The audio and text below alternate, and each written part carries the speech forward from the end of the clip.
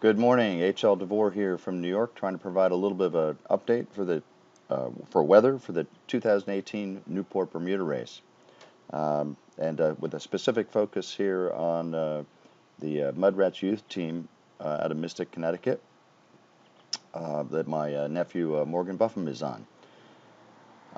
So here's where we're at. Most of the fleet has made it through the Gulf Stream and are sailing in light northerly conditions under spinnaker, and the developing weather situation is the following.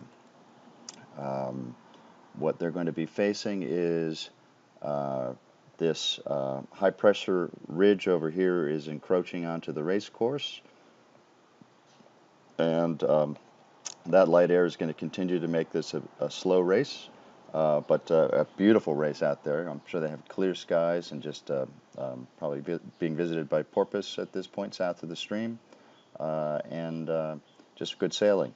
So as the high pressure ridge extends into the race course, it's going to be real difficult for the crews to keep the boats moving, and but it does appear that it's not going to completely get into them so that they're becalmed, and they should be finishing in the next couple of days. So speaking of actually finishing, let's go take a look here. I'm running Expedition here. This is the tool that the Volvo navigators and all of the high-end navigators, including navigator O.J. O'Connell on board Dreamcatcher, is using. So what I've gone and done here is I've downloaded the weather we're looking at here is the latest morning run of the GFS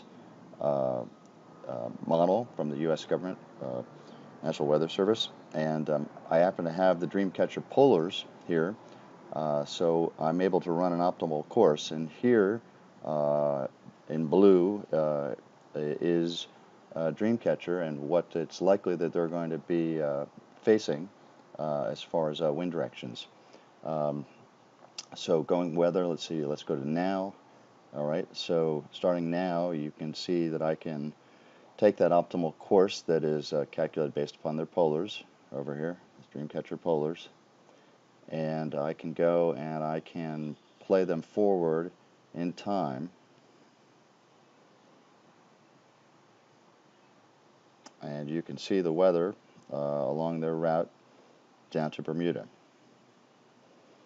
And so there's a pivotal moment, right? Let's back up a little bit there. There's a pivotal moment coming for them here, right? So you can see, I call these pretzel sticks when there's no breeze at all on a wind barb.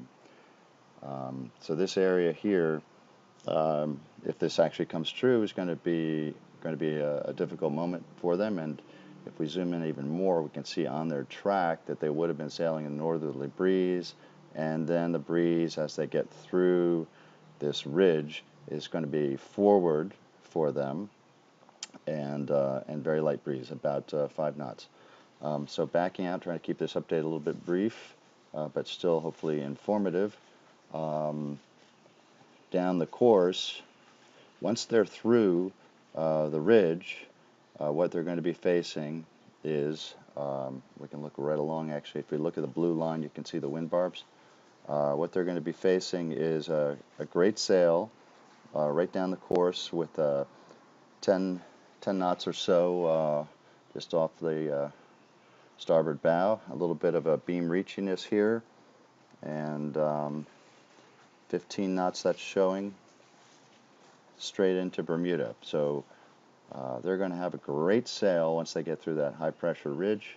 That's really the weather for the whole fleet, and we can go over here and take a look at that optimal course for the MudRatz on the Swan 48 Dreamcatcher, donated by Stephen Kylander to the team.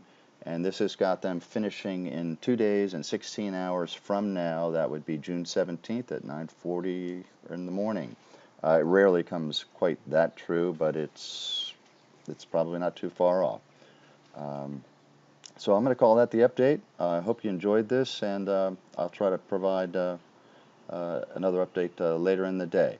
But I think, as you probably know, Dreamcatcher has been ranked the leader. Looks like Dorade has taken on that ranked title in the latest update, but the team is doing great, and I hope you enjoyed this update.